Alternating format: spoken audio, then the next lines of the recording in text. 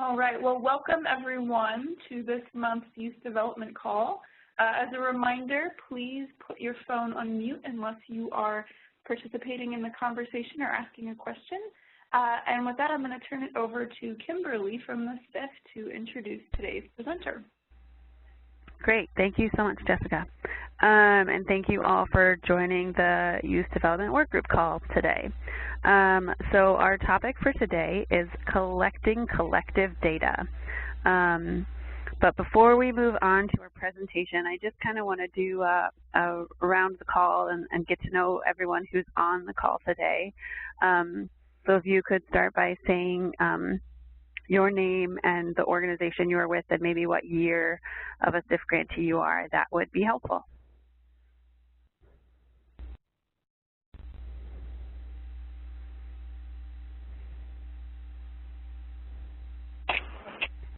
This is Kate Mendez with United Way of Greenville County, and we are a 2014 grantee.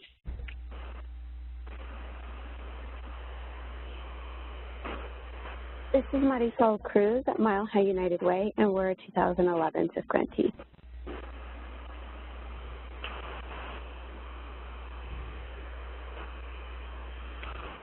This is Jeff Miles with United Way for Southeastern Michigan. We're a 2011 and a 2016 sub-grantee.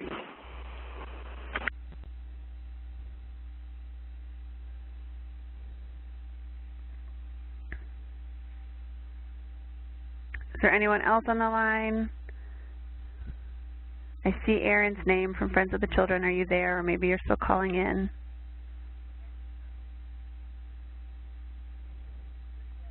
Okay. Well, I'm on the line. Are there other program officers on the line? Hi, this is Patrick. Great. Did we miss anyone else who would like to introduce themselves and say their name and organization? Hi, Kimberly. This is Erin Kelly Seal from Friends of the Children. Great, thanks. Well, thank you all for joining. Today, like I said, we have Isaac Castillo from Venture Philanthropy Partners. They are a 2010 grantee. Isaac is the Director of Outcomes Learning and Assessment. And he'll be presenting today on the work that VPP has done in the District of Columbia around their Youth Connect model. So on that note, I'll pass it over to you, Isaac. Great, thanks, Kimberly, and thank you to everyone for joining and attending. I do want to make this, a little bit more of a casual or more of a conversation. So what I'm going to do is I'll sort of present some content. I'll present a slide or two and talk through and give some background.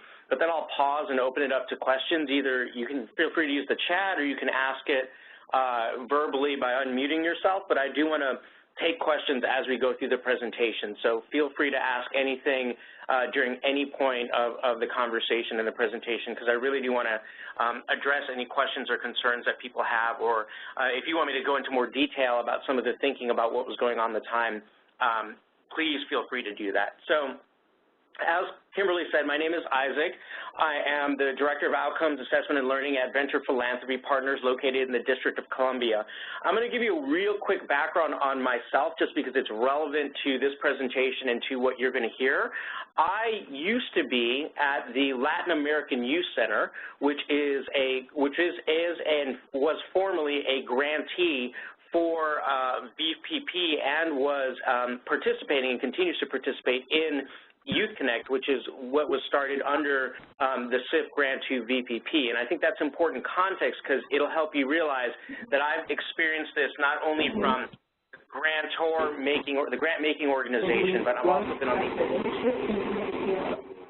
grantee, so I've had to deal with this process from both ends. So I think that's important background and context to know as we go forward. So I'm going to start us off by really talking about what VPP was thinking in 2009, 2010 that sort of motivated the creation of Youth Connect and the investment that was supported by the Social Innovation Fund. at the time, VPP was really looking at the landscape of youth development work in the District of Columbia and the surrounding area, and we sort of conceptualized it as the slide that you see up here, which was you had different varieties of funding and funding sources that were going to a variety of different nonprofits that were serving a variety of different youth, but there really was sort of no coordinated or larger effort going on throughout the region or throughout the district to really sort of align all of these things in sort of the same direction to help potentially move better outcomes for a larger group of youth or young people in the District of Columbia. There are people who had talked about it theoretically, and there had been some prior attempts, but no one had really sort of made it happen. With the support of the Social Innovation Fund and sort of the initial thinking of VPP, we ended up creating this model, which you'll see here on this third slide, which is basically the alignment of public and private funds. So we had SIF money, we had other money that VPP had raised as the match, and then the additional match dollars through our investment partners to really form a coordinated network of nonprofit organizations that would work collectively to move the needle on employment and academic outcomes for a large number of youth in the District of Columbia. Now, this isn't to say that these nonprofits were doing poor work. On the contrary, the ones that we wanted to work with were high-performing nonprofit organizations that we wanted to encourage to move out of their silos and to think about how they can work collectively to get even better outcomes for the youth that they are working with. Pausing for questions. I wanted to quickly then talk about the 6 nonprofits that we ended up selecting to be participants in sort of this initiative that we end up calling Youth Connect. As I stated, these 6 organizations were selected primarily because they had a good history or track record in getting high-quality outcomes for their youth, and they had infrastructures in place to do good internal data collection and performance management, and had either completed prior to the investment or were about to start a large-scale external evaluations of their primary programmatic service offerings through a variety of different methods and means, the most of which were doing random assignment studies or had done them previously. What's interesting about these 6 nonprofits is some of them, 4 of them, VPP had funded previously to build up their own internal capacity, particularly around sort of the programmatic and data collection type of work that they were doing. But 2 of these nonprofit organizations were new to the VPP family, and they were brought in specifically because we felt they would be a good fit for the Youth Connect model. In particular, we were also looking for organizations and executive directors that we thought could, quite frankly, play well with each other because we were asking them to do things a little bit out of their comfort zone and really think about how they, as organizations, can work together and share information to get potentially better outcomes for this larger population of youth in the District of Columbia. So there was strategic thinking behind the selection of these 6 organizations. And sort of how these 6 organizations play together is reflected in this slide, slide number 5, where you can see that, certain nonprofits that we're working with, really focused on a really tight range of youth that were being served, but others focused on this entire range of youth and young adults aged 14 to 24 that VPP really wanted to focus on. In addition, most of these organizations really focus their work on education and educational supports, but some were focused on workforce development and others were focused on health and healthy behaviors. And the thinking here, again, was strategic in that we wanted a combination of organizations that would hit the 3 primary areas that we thought we need to achieve good outcomes on, which is education, workforce development or employment, and health and healthy behaviors. Pausing for questions. Okay. So that really sort of reflects the creation and the background strategic thinking behind Youth Connect. And once we got these organizations in place and really had a big picture, of what we wanted to achieve, it came time for us to really start articulating and putting a lot of this information down on paper. And we started that conversation with sort of the goal or the goals of Youth Connect and really thinking about, well, now that we have this great investment opportunity and we have all these funds aligned, and now that we have 6 high-performing nonprofits that we have gotten to commit to working together, how are those 6 and VPP as sort of the backbone of this collective impact initiative going to work together, and what do we want to achieve? And so the goals we ended up coming up with are highlighted on this slide, but really it's talking about working with the age range of young people between the ages of 14 and 24 and helping them transition to adulthood. It's trying to get the 6 organizations to create a shared set of education and employment outcomes and trying to serve at least 20,000 youth throughout the greater Washington, D.C. area over a period of 5 years for the life of the SIF investment. And then really also thinking about how this experience of the 6 organizations working together with VPP can serve as a catalyst for the replication and or expansion of this work so it continues beyond this initial 5-year investment. Because the thinking was, and sort of the theory of change with this was, that if we can get these 6 high-performing nonprofit organizations to work together collaboratively with the support of VPP in sort of this area or this space, it's something that we could potentially replicate in other areas in the surrounding region and or focus on different areas, not just education or employment going forward. It really became a test case for us to think about what does cross-nonprofit collaboration really look like on the ground, and how do you actually make it happen? Because I think it's sort of the interesting, sexy thing that people were talking about at the time, but no one had really kind of figured out what it looks like on the ground, and in particular, what's the work look like behind the scenes to make sure that you're actually doing good measurement to, quote-unquote, prove that you're making a difference as a result of these collaborative efforts.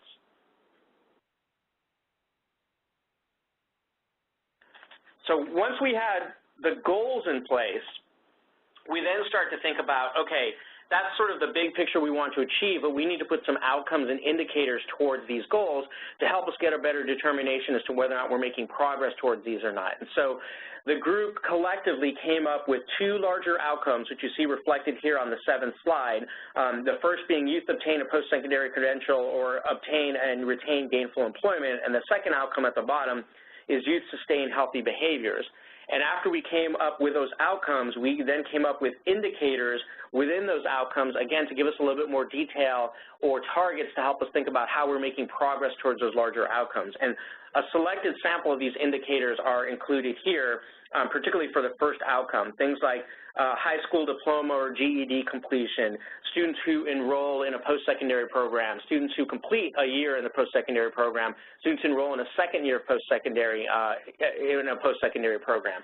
And again, this was all done for us to really figure out how we get something on paper that helps us identify if we accomplish this, we're thinking that we're going to make progress towards the outcomes, and if we make progress towards those outcomes, we think that we're going to be very likely to achieve the larger goals that we set out initially.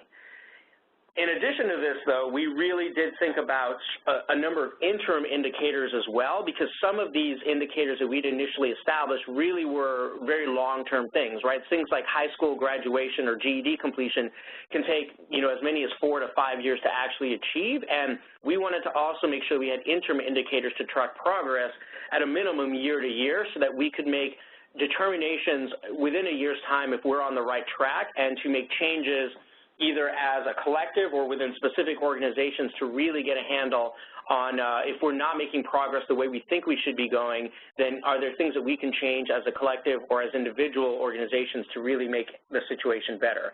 So slide 8 here has some examples of interim indicators for one of our indicators.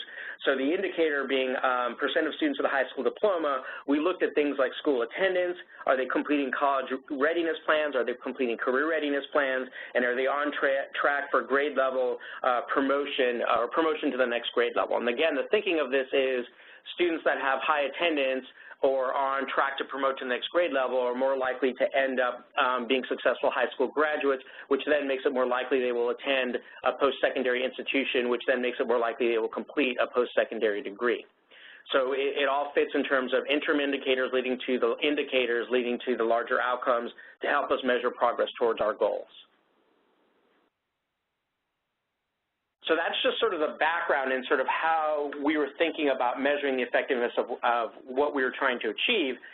But really, I want to talk now about sort of the nitty-gritty behind a lot of these things. And the first place I want to start is how sort of these goals and the indicators and the outcomes were all developed, because I think this is sort of the first interesting story of the behind-the-scenes work that gets done in collective impact and sort of measurement.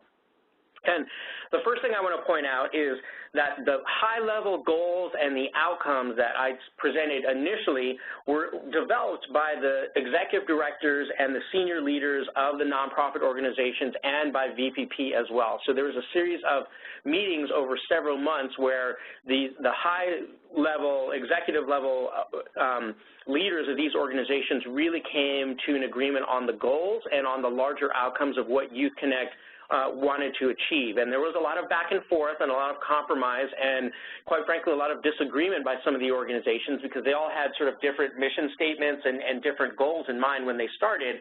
But part of this collaborative process was to get everyone to at least agree on a common set of goals and a common set of outcomes so that we all, at least as individual organizations, can say, yes, we're comfortable moving the needle potentially against these larger goals and these larger outcomes.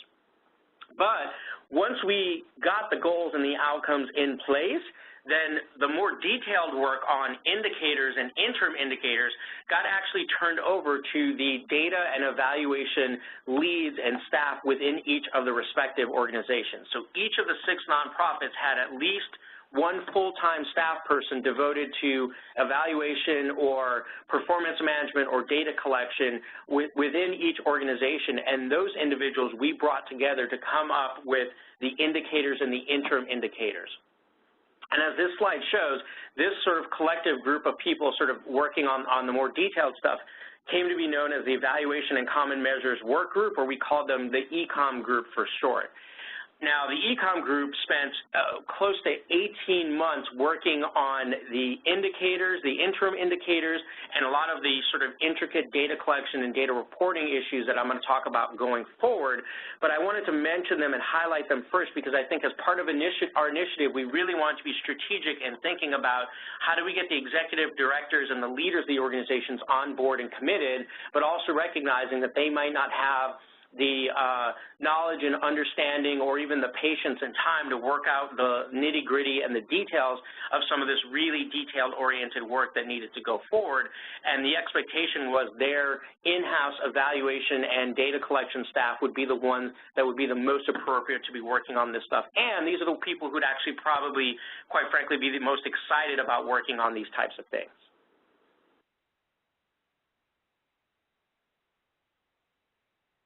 Awkward pause for questions. I have a quick question, Isaac. This is Marisol Cruz. Yeah, please go. Yeah. When since the evaluation staff or the members that comprise this ECOM group weren't in the initial necessarily development of the outcomes, even though it kind of fell in line with the work that they normally do, did you have any difficulty in having them buy into the process since they weren't part of developing it at all? That's a really good question. So that was about like a 2-hour conversation where I think the evaluation staff really were presented with we had one of the EDs and one of the VPP senior leaders sort of present what the proposed goals and outcomes were and sort of the reasoning behind it.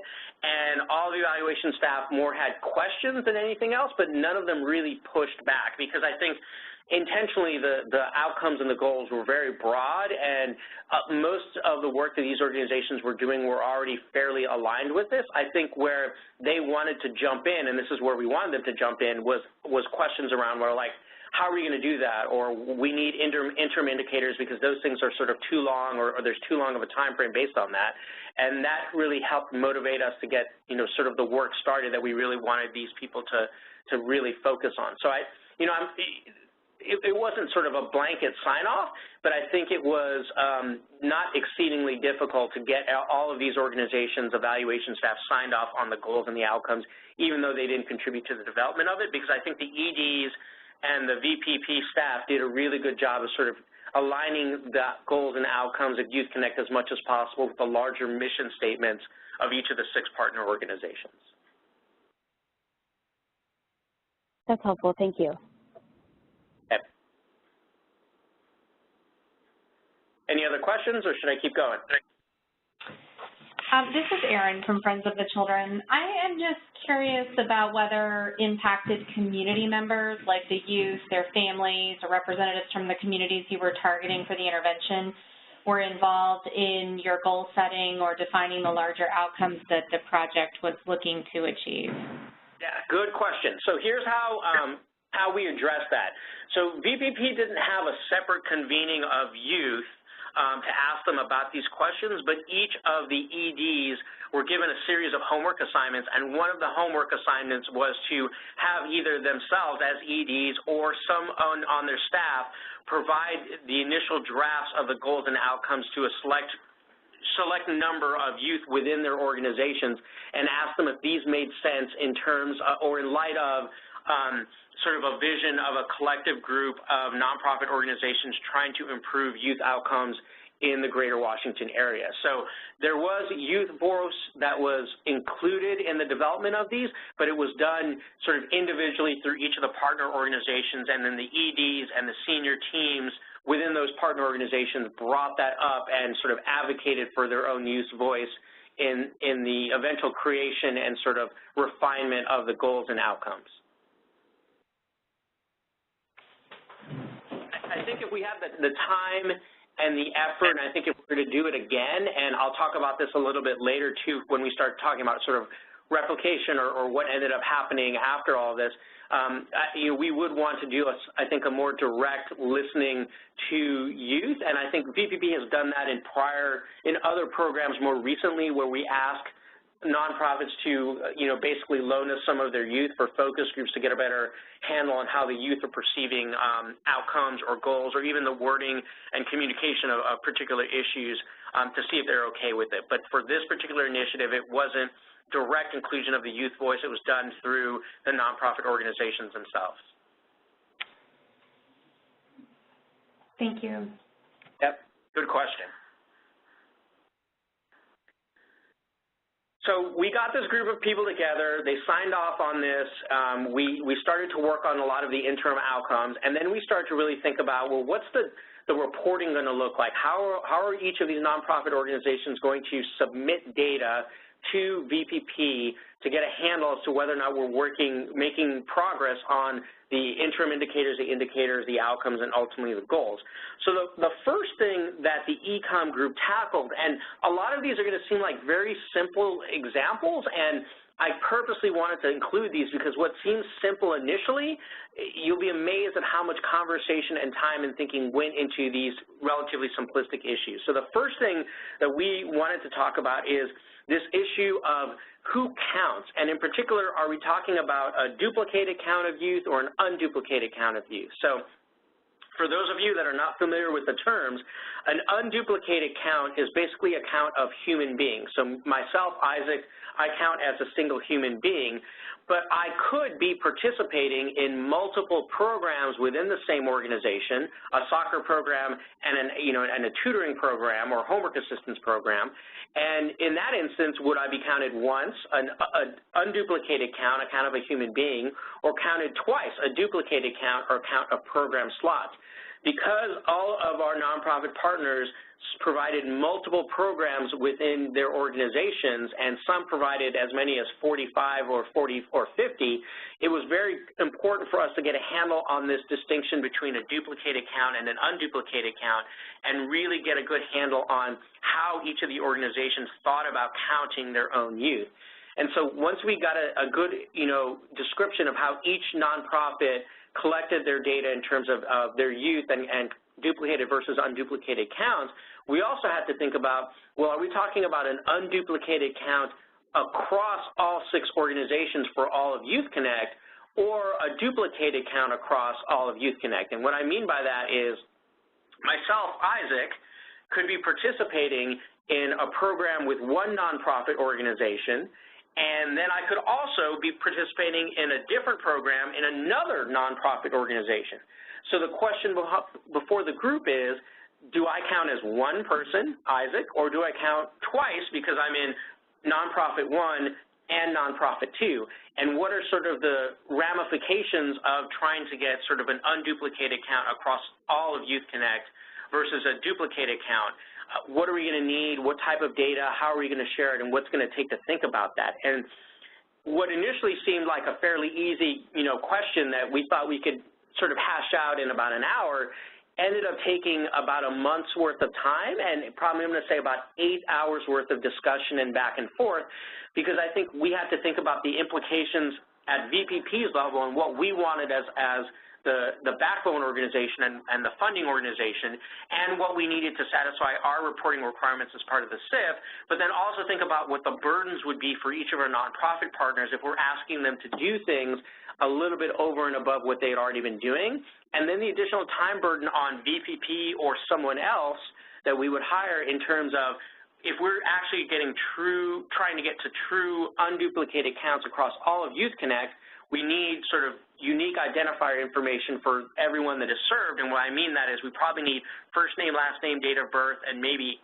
address, and then who's going to cull all of that data to make sure that, Isaac Castillo being in nonprofit 1 is the same Isaac Castillo being served by nonprofit 2, or are they actually two different people that happen to have the same name?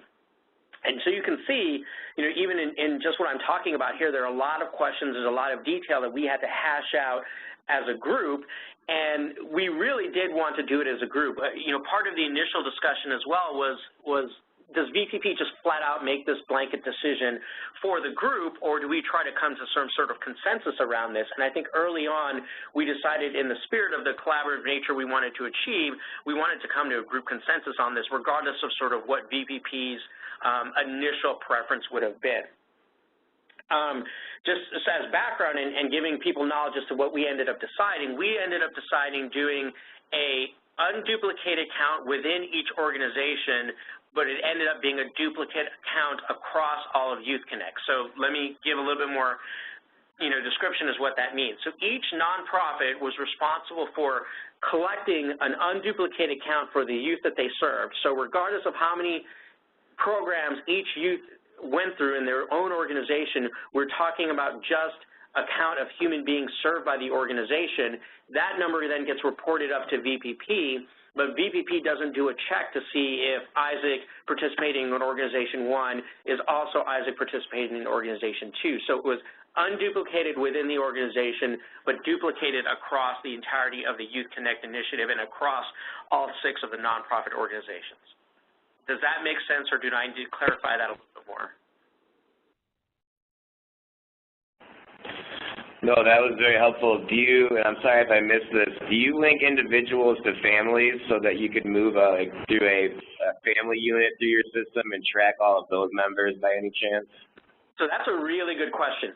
So the individuals that we were talking about in the majority of cases with our partner organizations are the youth.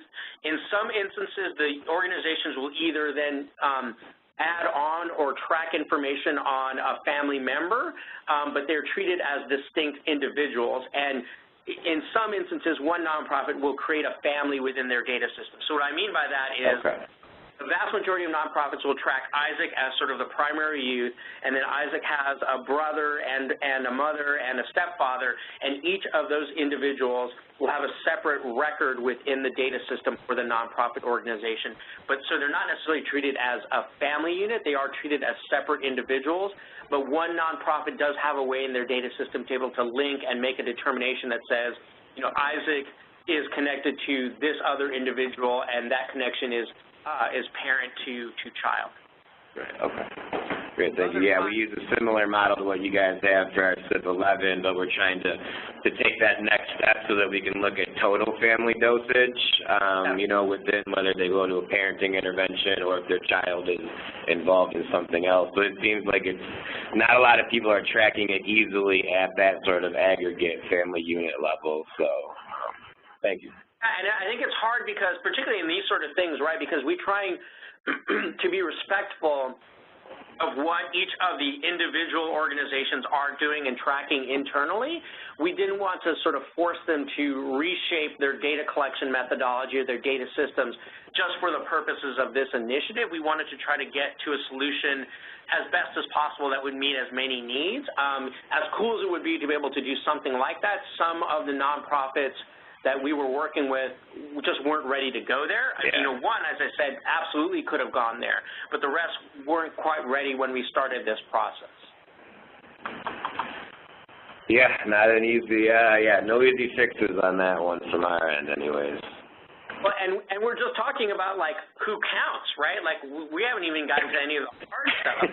Exactly, like, what are we actually counting, yeah, so. One of the other challenges that sort of reared its head during this discussion was, does someone, quote-unquote, count the minute they fill out an intake form, even if they don't get any programming or dosage from an organization, or is there a minimum threshold of dosage that they have to get within the nonprofit to count as part of this initiative?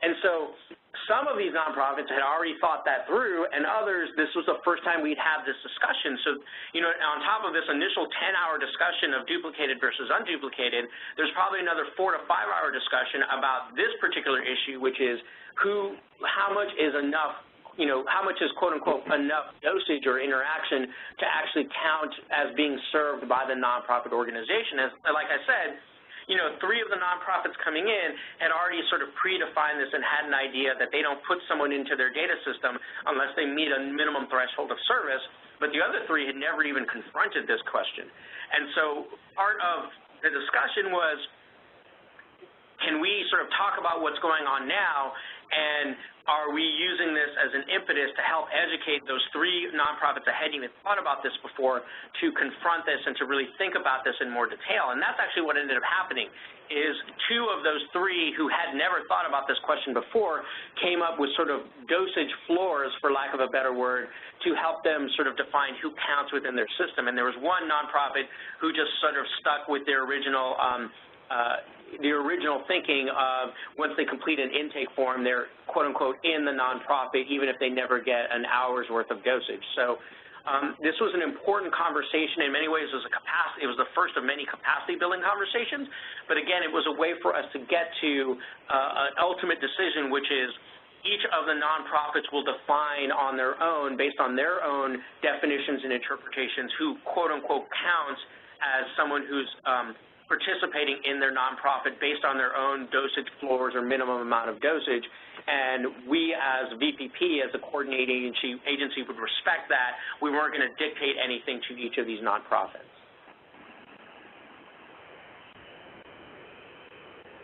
And now you probably get the sense of why we had the evaluation and data people having these conversations rather than sort of the EDs and the senior leaders, because quite frankly, the EDs and senior leaders probably hadn't thought about this before and would not likely have had access to sort of the raw data and sort of the real world on the ground implications of making these decisions. So once you got out of, say, subcommittee, I mean, how did you, that's pretty important though, right, at a strategy level if you're looking at the difference between duplicated and unduplicated, and I'm curious, how did you elevate that up so that those other decision makers that are involved maybe at the broader level were aware of sort of this work? So we did that in 2 ways. The first is for the meeting of the EDs to kind of, and the senior leadership to present this back. We basically kind of said, here's what the consensus was among the ECOM group participants. So this subgroup came to this decision collectively. It was unanimous. Here's what we're going to do. But you need to talk to your individual evaluation staff as to why they made this decision and sort of quote-unquote voted this way because of the implications within each of your organizations. And that's going to be really important. I think this is a good transition to sort of the next kind of discussion topic I wanted to share in this next slide, because I think the next thing we tackled around this was important demographic information, is how it's going to be shared. And the first one we tackled is something, again, that seemed like very on its face, fairly simple, and it was gender, and how we're going to report up and collect gender information. And as you can see on the slide, we had sort of 4 different examples of ways the nonprofits are collecting gender information. One was a very traditional binary female-male. Another was collecting female-male transgender. Another was collecting female-male something else. And another was collecting female-male transgender, male to female, transgender, female to male. And so once we did the counting discussion, we came back and said, okay, let's see what gender holds for us. We had each of the nonprofits share what they're tracking, and then we had to have a very real discussion about, like, okay, well, are we going to change or have a decision made as a group that we're all going to track it the same way? And if not, is anyone willing to sort of evolve or change their own organization's tracking to something else? And if not, then how are we going to sort of think about aggregating this information, or how does VPP think about aggregating this information? And so I wanted to share this example in the response to the previous question, because I think the data people are the ones who had to basically be comfortable with any proposed changes, and if they are the ones that are advocating for in-house changes to meet or fall in line with sort of the larger Youth Connect reporting and data collection, they're the ones that are going to have to implement it within their organization. So they better be really confident and able to articulate why the change is happening within their organization to their EDs, and that's just something that VPP didn't think they should be sort of communicating to the EDs. It was basically, here's what the group decided. If you want way more detail, you need to talk to your staff person, because they're going to give you the insight into what the implications are for your own organization.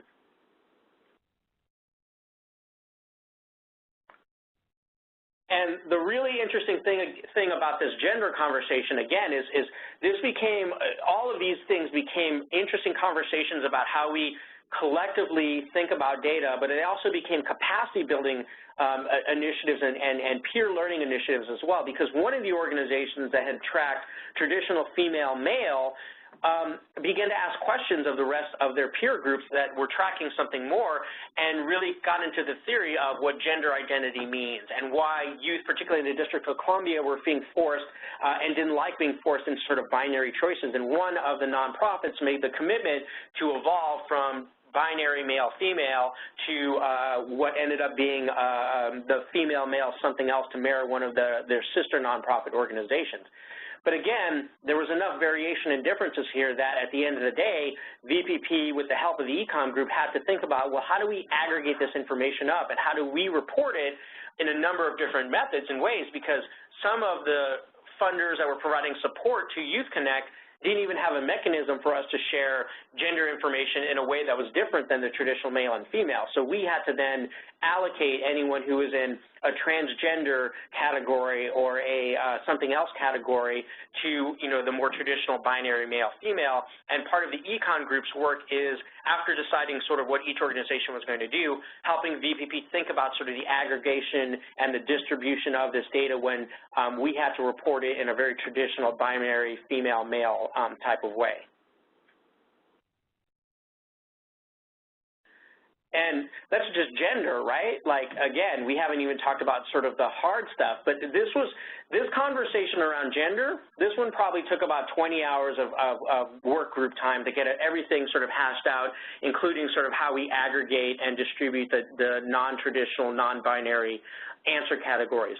But what became really interesting is this conversation sort of became the real point in the work of the Econ group, where all of the evaluation people sort of bought into it and started to see the value of communicating and working on these issues as a collective, and people started to get excited about this work because it was sort of piquing their professional interest in this type of work, and it allowed them to work with their peers and to work on issues outside of just the traditional organizational silos they were used to working in.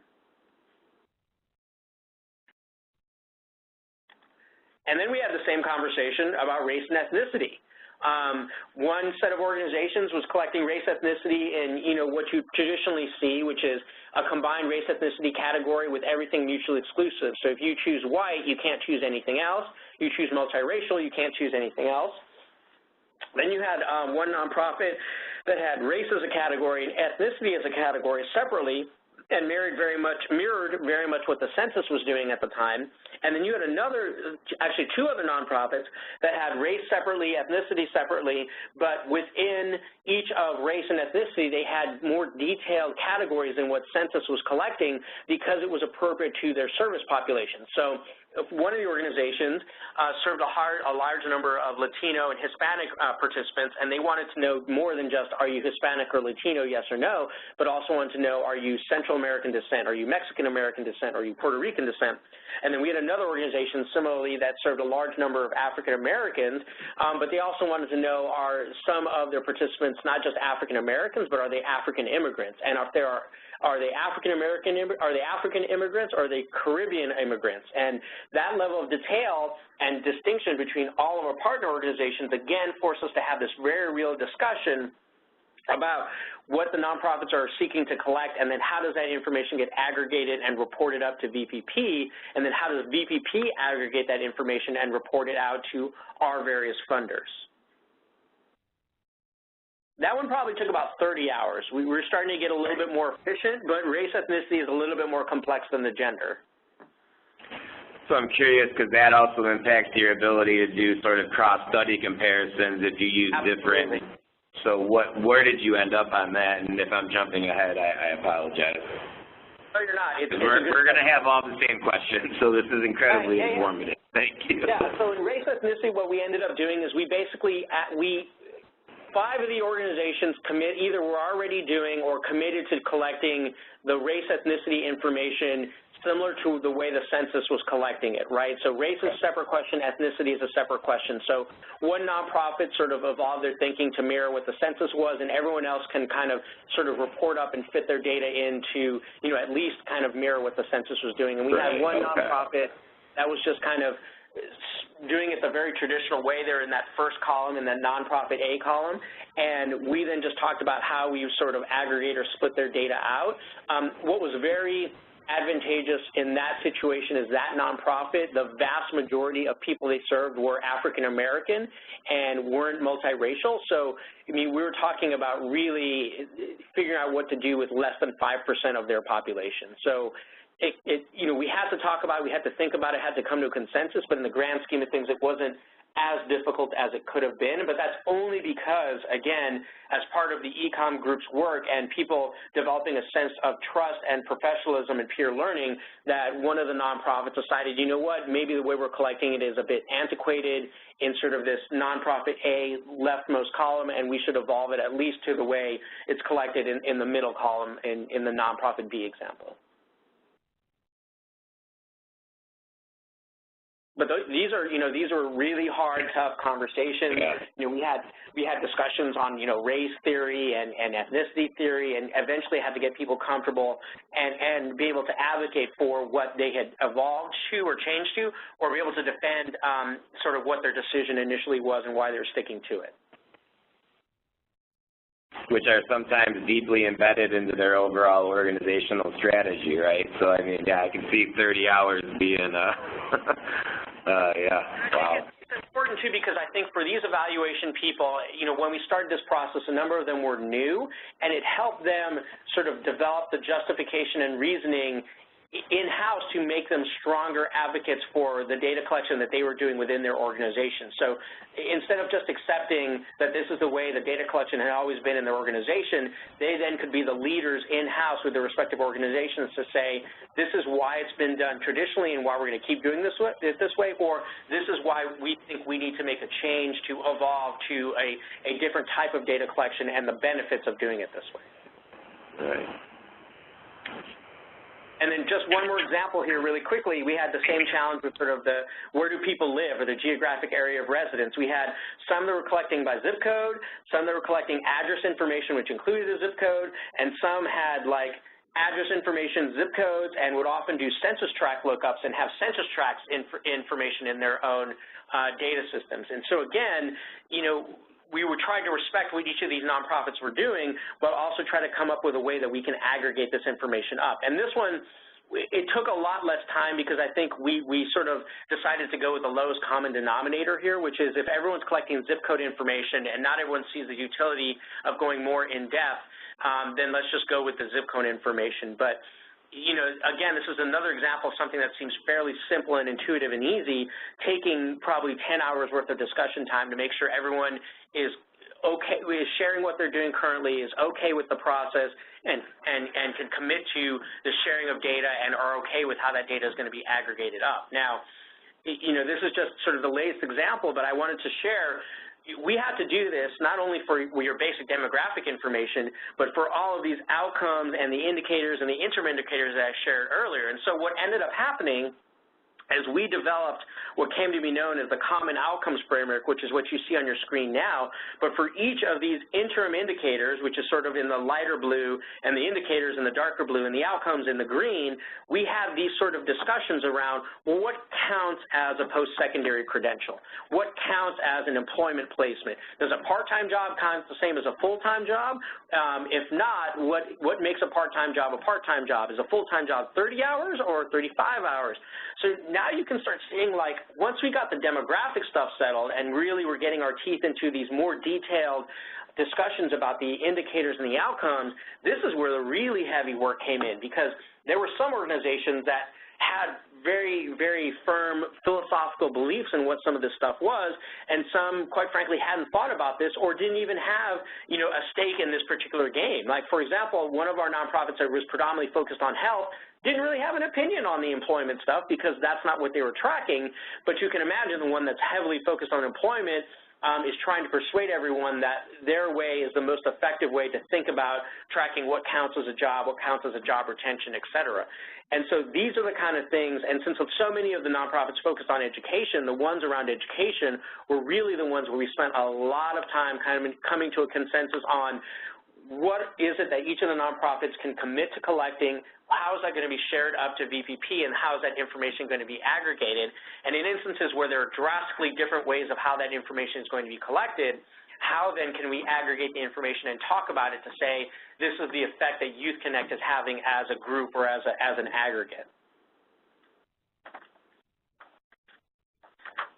And in some instances, quite frankly, we had to, you know, we couldn't come up with consensus. We couldn't come up with an agreement, and we really had to think about how do we report this in a very general way so that we can be accurate, but we're still respecting the independent decisions of each of the nonprofits on how they track this information. So I'll give you an example. Let's see if I got my pointer here. So this one, which is percent of youth with positive adult relationships, we couldn't come to a consensus on how exactly that should be tracked, and could everyone track it in the same way. We had one nonprofit that basically was saying, well, as long as our youth meets on a regular basis with their primary staff contact, we count that as the youth having a positive adult relationship in their life. There's another nonprofit that would do surveys with the youth and ask them about the quality and the number of positive adult relationships they had. And then there's another that would collect this through sort of a case management approach where they would ask verbally or qualitatively the youth this question, but didn't do it in sort of like a survey. And so because we couldn't come in a consensus, and again, because we didn't want to force the nonprofits into doing it a specific way, we had to be okay and comfortable saying our aggregated sort of reporting of percent of youth with positive adult relationships reflects, in essence, 6 different definitions of what that means, but we at the VPP level are okay with saying here's what the aggregate number is, knowing that some of these are far more quantitative, some of these are far more qualitative, and we'll share those details if you want, if you have questions about them, but 99% of the time people just would see that number and say, okay, that seems like a good data point, we hope that improves over time.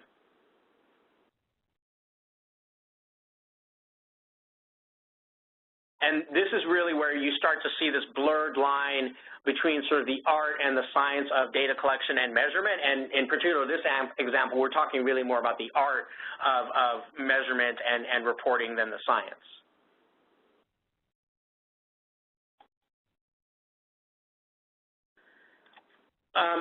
One sort of last thing I do want to talk about is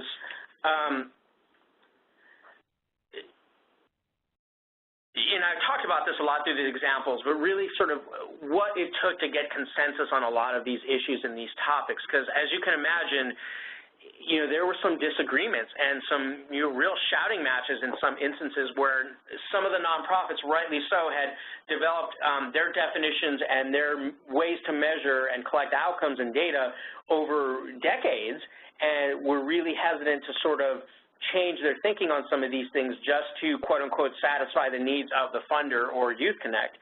And so really we kind of tried to listen as much as possible to each of the nonprofits and the reasoning with why they made decisions. And we really tried to focus on what they were currently doing and helping those with sort of less sophisticated methods think about, is now the right time? Can you use this as an excuse to change to something more sophisticated? And what are the ramifications of that evolution for you as an organization and what the time commitments are going to be? And really helping them also think about, is there utility in this information for you as a nonprofit, absent or separate from what we're trying to do as Youth Connect? Because again, we were really cognizant of not trying to force something onto the nonprofits and really help them to instead think about, if we can get you to evolve and change your thinking around measurement to something that's not only beneficial to you, but also beneficial to the aggregation of this data and for Youth Connect as a whole, then awesome. But if you're not there yet, there's no hard feelings. We don't want to force you into it. We just need to figure out how this data is going to get reported and aggregated up. So we really tried to meet the nonprofits as much as possible where they are, where to start, but also use this as a peer learning and capacity building experience to get these nonprofits to, if not evolve their data collection capabilities and thinking on this stuff, to at least come to some sort of consensus that they are comfortable with as an individual and comfortable with as a representative of their larger organization. But this is why this took, many, many hours, particularly for the more difficult ones, because, especially for around some of the employment and education outcomes, these people all had good definitions and good systems tracking what they needed to track for their own delivery of services, and we really just had to hash it out with a lot of discussions as to what we thought the aggregated data collection and outcomes would be. Isaac, and I apologize, was this a local effort, and how specifically did you engage Child Trends as the evaluator in these protracted conversations? Was this you guys meeting with them and sort of figuring out this is what the process should be, and then you and your team going in and sort of facilitating a number of conversations, or was Child Trends a part and at those tables, whether in person or virtually? So this was a local initiative, right? So all the VPP is based in the Washington, D.C. area. All of the grantees and all of Youth Connect were based in D.C. And so in the District of Columbia and in the surrounding suburbs of Maryland and Virginia. Child Trends was, we call them our research partner, and so they were at the table for all of these discussions. Their voice, though, was as equal as the voices of all the nonprofits and VPP. They basically were sort of like the internal/external consultant, voice of reason, voice of what's theoretically possible in a number of these instances, and also brought a lot of sort of the current research and background to a lot of this thinking. So, when there were discussions around like, well, do we really need an indicator around school attendance, we can turn to Child Trends and say, well, what does the current state of the research say about the importance of attendance as a predictor for, high school completion? And then if we all buy into that and buy what the research says, does the research give us an indicator, or does the research point to anything that really would be the highest level of rigor, or what we should be tracking in terms of collecting attendance information? So, there were good discussions at the time that Child Trends informed around, do we look at things like average daily attendance, or do we look at chronic absenteeism and the pros and cons behind that, and what the current research says, and what that tends to say in terms of predictors of things like high school graduation. So they were an important resource, but in some of the conversations they led, some of the conversations they really, quite honestly, just sit back and listened and provided advice and guidance in the same way that the rest of the nonprofits did, or that VPP did. Great. Thank you. And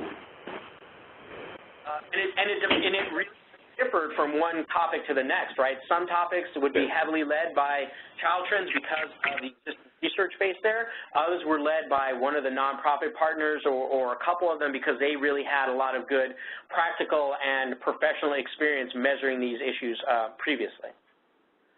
So it very much was a collaborative effort, and as cool as that sounds, in many ways it actually made it much more difficult. It took a lot more time to do it because you had so many smart people in the room, so many voices and so many opinions, that we just had to make sure everyone was comfortable with all of this.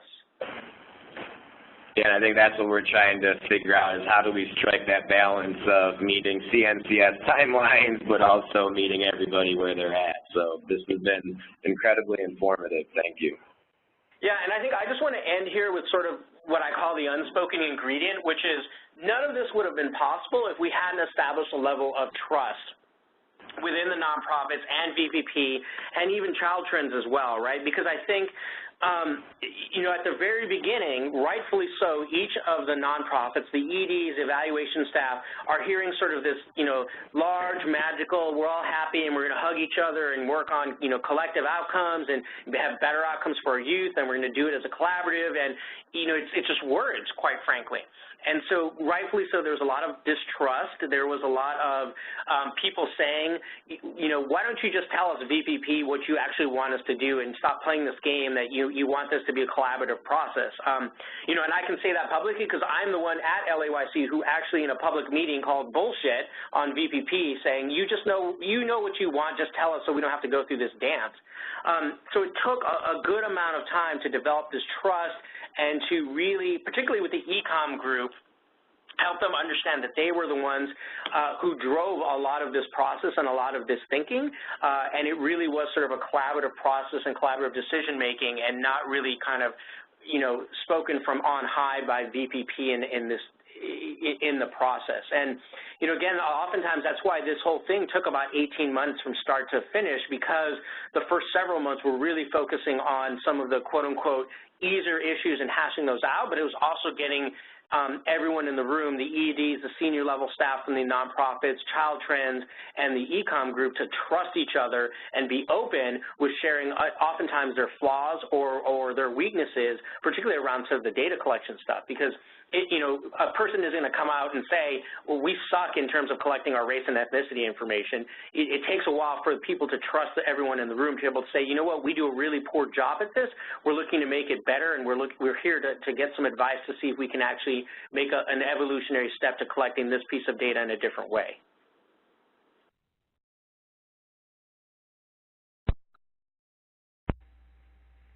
So if I can leave with one last piece of advice, is to really think about, in these types of initiatives, how do you establish trust with all these individuals, and how do you maintain that trust over time to make sure that you're getting honest and accurate and open information, because I think that's the only way you really get to a true level of buy-in and consensus around these issues, and that's totally important so that you can get accurate data at the end of the day. Well, thank you so much, Isaac, for presenting. I think this was really an interesting topic, and I think especially for, as I hear Jeff asking so many questions, the 2016 grantees, as they're really diving into this, this is a very helpful conversation to have. So thank you for presenting. And I also just want to kind of wrap up and say, so our next call is scheduled for March 28th at the same time, 3:30 Eastern Time. And Toby Kinsell will be presenting another conversation about collective impact, and she works with OnTrack Greenville with United Way of Greenville County. So we'll send out further information once we get closer to that date about what exactly will be covered during that topic. But thank you guys for the active conversation, and I hope this was informative for everyone. Does anyone have any other last-minute comments or questions otherwise? No, great topic, very timely for the 2016ers, and we appreciate Isaac and you all organizing this for us. Yep, great, not a problem. Thank you, everyone. I'm going to put on my contact information here at the, you can find me through Twitter or through the VPP website if you have any additional questions or want to know more. Also, if you Google just Youth Connect and VPP or Youth Connect and Common Outcomes Framework, you'll see some of the write-ups of sort of the process that we went through at the very beginning to develop the Common Outcomes Framework. Will do. Thank you. Well, great. Thank you all for your time. Have a good afternoon. Thank you.